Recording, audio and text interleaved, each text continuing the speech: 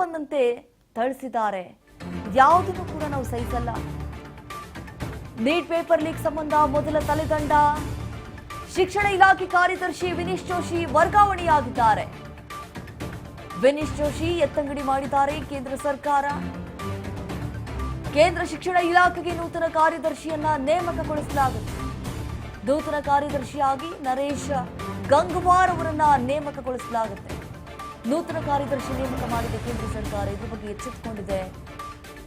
ಯಾಕಂತಂದ್ರೆ ಈಗಾಗಲೇ ಯಾವ ರೀತಿ ವಿದ್ಯಾರ್ಥಿಗಳಾಗಿರ್ಬೋದು, ವಿಪಕ್ಷದವರು, ಪ್ರತಿಪಕ್ಷಗಳು ಕೇಂದ್ರ ಸರ್ಕಾರದ ವಿರುದ್ಧವಾಗಿ ಯಾವ ರೀತಿ ಮುಗಿಬೀಳ್ತಾ ಇದೆ. ಮಹತ್ವದ ಬೆಳವಣಿಗೆ ಆಗ್ತಾ ಇದೆ ಕೇಂದ್ರ ಸರ್ಕಾರದ. ಶಿಕ್ಷಣ ಇಲಾಖೆ ಕಾರ್ಯದರ್ಶಿ ಅವರನ್ನ ವರ್ಗಾವಣೆ ಮಾಡಿದ್ದಾರೆ. ಈಗ ನರೇಶ್ ಗಂಗ್ವಾರ್ ಅಂತೇಳಿ ಅವರನ್ನ ಈಗ ನೇಮಕಗೊಳಿಸಲಾಗಿದೆ.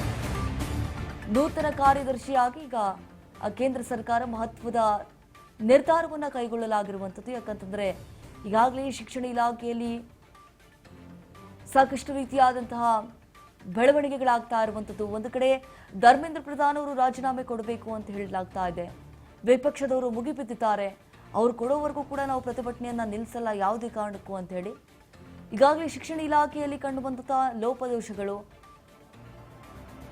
ಅವೆಲ್ಲವನ್ನ ತಡೆಗಟ್ಟುವಲ್ಲಿ ಈಗ ವರ್ಗಾವಣೆ ಮಾಡಿದ್ದಾರೆ. ನರೇಶ್ ಗಂಗ್ವಾರ್ ಅವರನ್ನ ಈಗ ನೇಮಕಗೊಳಿಸಲಾಗಿರುವಂಥದ್ದು ನೂತನ ಶಿಕ್ಷಣ ಇಲಾಖೆಯ ಕಾರ್ಯದರ್ಶಿಯನ್ನಾಗಿ.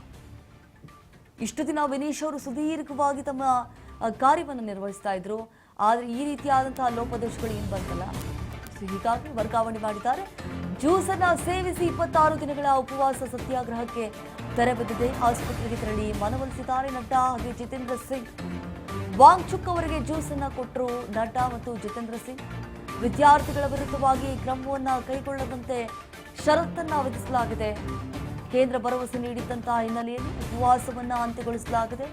ನವದೆಹಲಿಯ ಸಫ್ದರ್ ಜಂಗ್ ಆಸ್ಪತ್ರೆಗೆ ಭೇಟಿಯನ್ನ ಕೊಟ್ಟಿದ್ರು ಜೆಪಿ ನಡ್ಡಾ ಅವರು ಹಾಗೆ ಜಿತೇಂದ್ರ ಸಿಂಗ್.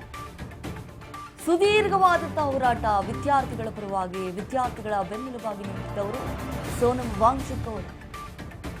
ವಿದ್ಯಾರ್ಥಿಗಳಿಗೆ ಆಗಿರುವಂತಹ ಅನ್ಯಾಯವನ್ನ ಖಂಡಿಸಿ 26 ದಿನಗಳ ಕಾಲ ಉಪವಾಸ ಸತ್ಯಾಗ್ರಹವನ್ನ ಮಾಡ್ತಾ ಇದ್ರು, ಹೋರಾಟವನ್ನ ಮಾಡ್ತಾ ಇದ್ರು. ಕೇಂದ್ರ ಸರ್ಕಾರಕ್ಕೆ ಬಿಸಿಯನ್ನ ಮುಟ್ಟಿಸುವಂತಹ ಕೆಲಸದಲ್ಲಿ ತೊಡಗಿದ್ರು. ಈಗ ಕೊನೆಗೂ ಆ ಒಂದು ಉಪವಾಸ ಸತ್ಯಾಗ್ರಹ ಏನಿದೆ ಬಹುತೇಕವಾಗಿ ಅಂತ್ಯಗೊಂಡಿದೆ. ಜೆಪಿ ನಡ್ಡಾ ಮತ್ತು ಜಿತೇಂದ್ರ ಸಿಂಗ್ ಅವರು ಆಸ್ಪತ್ರೆಗೆ ತೆರಳಿ ಅವರ ಆರೋಗ್ಯ ಸ್ಥಿತಿಗತಿಯನ್ನು ಕೂಡ ವಿಚಾರಿಸಿದ್ದಾರೆ. ಜೊತೆಗೆ ಅವರಿಗೆ ಜ್ಯೂಸ್ ಅನ್ನು ಕೂಡ ಕೊಟ್ಟಿದ್ದಾರೆ. ಅದನ್ನ ವಾಂಗ್ಚುಕ್ ಅವರು ಕೂಡ ಸೇವಿಸಿದ್ದಾರೆ. ಮತ್ತೊಂದು ಕಡೆ ನಾವು ಗಮನಿಸ್ತಾ ಇದ್ದೀವಿ ಕೆಲವೊಂದಿಷ್ಟು ಷರತ್ತುಗಳನ್ನು ಕೂಡ ಮುಂದಿಟ್ಟಿದ್ದಾರೆ. ಇವೆಲ್ಲವನ್ನ ನೀವು ಒಪ್ಕೊಂಡ್ರೆ ಮಾತ್ರ ಈ ಒಂದು ಉಪವಾಸ ಸತ್ಯಾಗ್ರಹದಿಂದ ನಾನು ಹಿಂಜರಿಯುತ್ತೇನೆ ಅಂತ ಹೇಳಿ. ಇಲ್ಲವಾದಲ್ಲಿ ಮತ್ತಷ್ಟು ದಿನ ಈ ಉಪವಾಸ ಸತ್ಯಾಗ್ರಹವನ್ನ